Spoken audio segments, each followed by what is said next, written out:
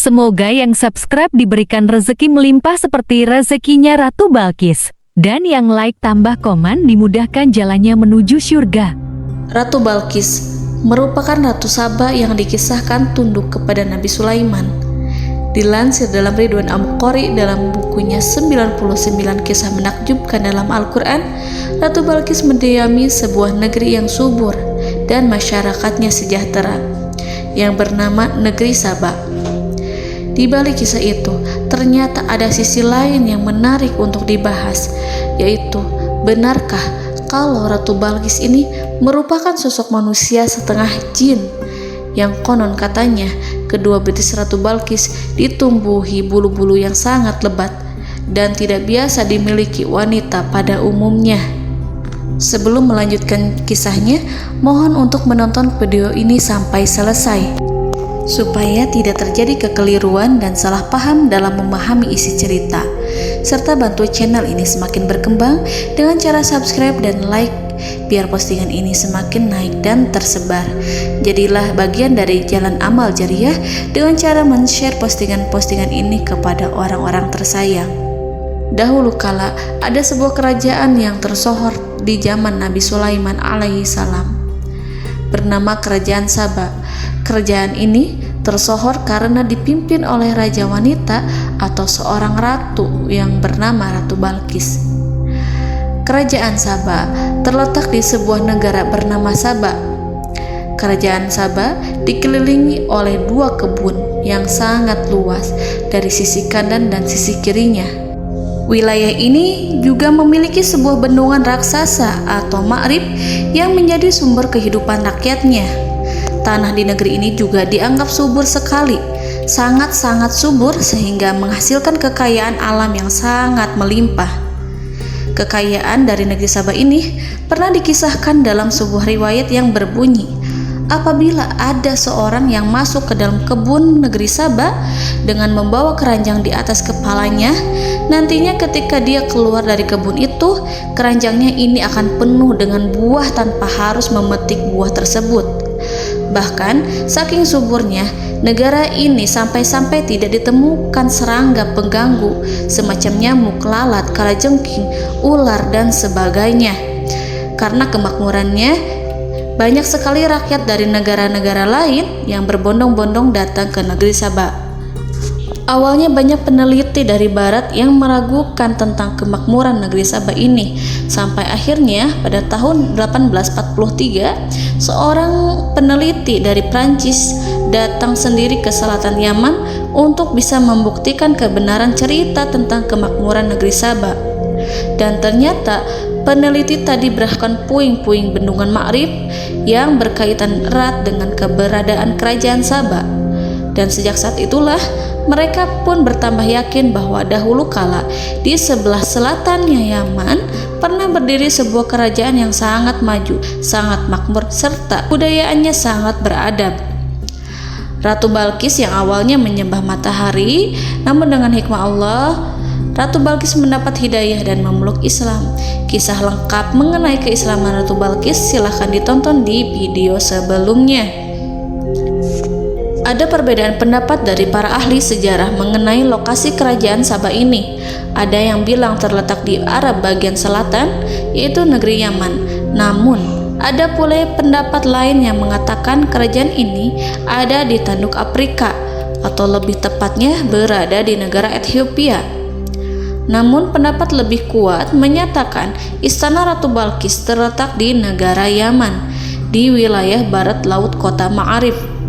Karena di sana ditemukan puing-puing bangunan yang diperkirakan para sejarawan, bangunan itu berasal dari tahun 1300-an sebelum Masehi. Dan ini cocok jika dikaitkan dengan waktu masa kejayaan kerajaan Saba di masa lalu. Nama Saba sendiri diambil dari nama raja pertama di kerajaan itu, yaitu Saba bin Yazid bin Ya'rib. Rasulullah Shallallahu Alaihi Wasallam dalam sebuah hadis yang diriwayatkan oleh Abu Dawud, di mana waktu itu ceritanya pada suatu waktu Rasulullah pernah ditanya oleh seorang laki-laki yang datang kepada beliau, "Wahai Rasulullah, kabarkanlah kepadaku tentang Saba. Apakah Saba itu adalah nama sebuah tempat ataukah dia nama dari seorang wanita?" kata Fulan. Mendengar pertanyaan itu, Rasulullah pun langsung menjawab, "Dia bukanlah nama suatu tempat dan bukan pula nama wanita, tetapi dia adalah seorang laki-laki yang memiliki 10 orang anak dari bangsa Arab." Sebagaimana dikisahkan dalam sebuah riwayat, Saba bin Yazid atau raja pertama negeri Saba itu memang memiliki 10 orang anak. 6 dari 10 anak tersebut tinggal dan berketurunan di wilayah Yaman, sedangkan 4 anak lainnya berketurunan di wilayah Syam. Dikisahkan oleh Imam Jainuddin Abdur Rauf Al-Munawi, sebelum Ratu Balqis dilahirkan, ayah dari Ratu Balqis yang bernama Raja Syahril ketika itu menjadi raja di kerajaan Saba. Raja Syahril memiliki satu hobi yang unik, yaitu dia sangat senang dengan aktivitas berburu. Tujuan sang raja berburu bukanlah untuk mencari makanan, namun hanya untuk kesenangan atau hiburan semata. Pada suatu hari ketika sang raja tengah berburu, ketika berada di tengah hutan, dia merasa kehausan. Dan kebetulan pada saat itu perbekalan yang mereka bawa sudah habis dan tidak ada sedikit pun air tersisa. Dari kejauhan, dia melihat sebuah tenda yang tidak jauh dari tempatnya berdiri. Kemudian dia mendatanginya hendak meminta air. Setelah sang raja mendekat ke tenda tersebut, dari dalam tenda keluar seorang kakek-kakek yang menyambut kehadiran sang raja Syahril. Melihat kedatangan seorang raja, kakek tua pun bertanya, "Ada perlu apakah sehingga engkau datang ke sini, wahai raja?" Raja pun berkata, "Apakah boleh saya meminta segelas air minum? Kebetulan perbekalan saya habis." Mendengar permintaan raja, si kakek pun tersenyum dan langsung memanggil anak perempuannya, yaitu Fariyah, untuk membawakan segelas air. Tak lama kemudian, keluarlah seorang wanita yang sangat cantik. Saking cantiknya, ada riwayat yang menyebutkan bahwa wajahnya bagaikan matahari yang bersinar, dan di tangannya memegang secangkir air yang cangkirnya terbuat dari batu yakut, dan menyuguhkannya kepada sang raja. Raja Syahril pun terpaku dibuat takjub dengan kecantikan Fariyah ini, dan raja pun bertanya kepada kakek tua tadi, "Wahai kakek, siapakah gadis itu?" Si kakek menjawab, "Dia adalah putriku." Raja pun menjadi tertarik dan langsung mengutarakan niatnya untuk meminang Fariyah. Kakek tua pun tersenyum lalu menjawab, "Apakah engkau yakin ingin menikahi putriku? Aku khawatir kelak kau akan menyesal." "Menyesal kenapa, kek?" kata sang raja. "Ketahuilah, wahai raja, bahwasannya kami ini bukanlah manusia, melainkan kami adalah bangsa jin." Raja terkejut mendengar penjelasan sang kakek, namun raja tidak peduli dan tetap ingin menikahi Fariyah, putri kakek tua tersebut. Namun sebelum Fariyah mengiyakan pinangan raja, Fariyah mengajukan satu syarat yang tidak boleh dilanggar selama menikah, yaitu raja dilarang bertanya mengenai aktivitas janggal yang Fariyah lakukan. Raja wajib menyimpan pertanyaan-pertanyaan tersebut dalam hatinya saja, dan apabila raja melanggar, maka jatuhlah talak kepada Fariyah dan mereka pun harus berpisah. Dan raja dengan gampangnya mengiyakan persyaratan tersebut. Awal pernikahan mereka baik-baik saja. Mereka hidup bahagia walaupun dari zat yang berbeda, yang satu jin dan yang satunya manusia. Dan kebahagiaan mereka bertambah ketika Fariyah hamil anak pertama, hingga Fariyah melahirkan seorang bayi laki-laki. Sang raja senang bukan kepalang mengetahui anak yang lahir berjenis kelamin laki-laki. Suatu hari anak ini bisa menjadi pewaris tahta ketika sang raja wafat. Namun disinilah awal mula terjadinya keanehan dan kejanggalan tersebut. Fariyah tanpa sepengetahuan raja, bayi laki-laki tadi dibunuh oleh Fariyah yang tak lain ibu kandungnya sendiri, seolah-olah tidak ingin putranya hidup lebih lama. Ketika raja mengetahui hal tersebut, raja pun dilanda kesedihan mendalam. Namun sayangnya beliau tidak bisa bertanya kepada istrinya tentang alasan di balik itu. Karena kalau raja bertanya tentang alasan tersebut, maka artinya mereka berdua akan bercerai. Pada akhirnya, sang raja hanya bisa diam dan menahan pertanyaan-pertanyaan yang semakin lama semakin berkecamuk dalam hatinya. Setelah beberapa tahun kemudian, Fariyah hamil kembali dan melahirkan bayi perempuan yang mereka beri nama dengan Balqis. Dan untungnya anak mereka yang kedua ini tidak dibunuh lagi. Sang raja pun tampak senang, namun bercampur dengan rasa gelisah dan penasaran apa alasan Fariyah menghilangkan nyawa putra mereka dahulu dan kenapa putrinya yang dipertahankan. Karena tidak kuat menahan rasa penasarannya, akhirnya pada suatu hari raja pun mendatangi istrinya dan bertanya, "Wahai istriku, mengapa dahulu engkau membunuh putra pertama kita?" Mendengar pertanyaan itu, istrinya menjadi sangat sedih dan menangis terseduh-seduh. Hancurlah hati Fariyah karena dengan ucapkannya pertanyaan itu, maka jatuhlah talak dan berakhirlah pernikahan mereka. Karena sesuai dengan perjanjian, apabila suaminya bertanya, maka terjadi talak saat itu juga. Dengan perasaan yang bercampur aduk, istrinya berkata, "Inikah balasan darimu? Dulu kubunuh anak laki-laki itu karena ingin menyelamatkanmu, wahai suamiku. Sesungguhnya ayahku telah mencuri berita dari langit, dan dia mendengar bahwa malaikat mengatakan, jika anak itu sudah besar, dia akan membunuhmu. Ayahku juga mencuri berita dari langit tentang anak perempuan ini. Dia mendengar bahwasannya malaikat banyak yang memujinya, dan para malaikat menggambarkan bahwasannya ketika sudah besar, bayi perempuanmu ini akan menjadi pemimpin yang hebat di kerajaanmu ini.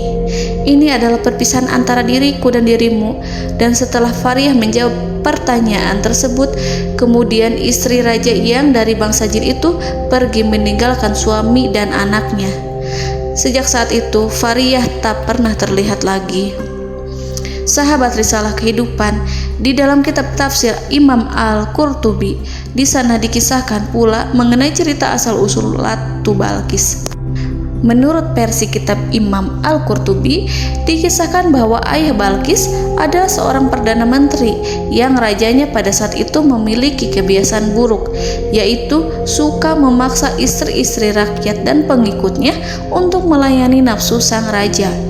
Menteri kerajaan atau ayahnya Balqis ini adalah seorang laki-laki yang sangat pecemburu. Makanya dia memutuskan untuk tidak menikah karena takut apabila dia punya seorang istri, maka sang raja akan memaksa istrinya untuk melayani nafsu bejat sang raja. Pada suatu hari, ketika si menteri ini sedang berada dalam sebuah perjalanan, dia tak sengaja bertemu dengan seorang kakek yang tidak dikenal. Kemudian kakek asing itu bertanya kepada menteri, "Wahai tuan, apakah engkau memiliki istri?" Kemudian menteri itu menjawab, "Aku mungkin selamanya tidak akan menikah, wahai kakek." Sang kakek pun kaget, lantas bertanya, "Kenapa demikian?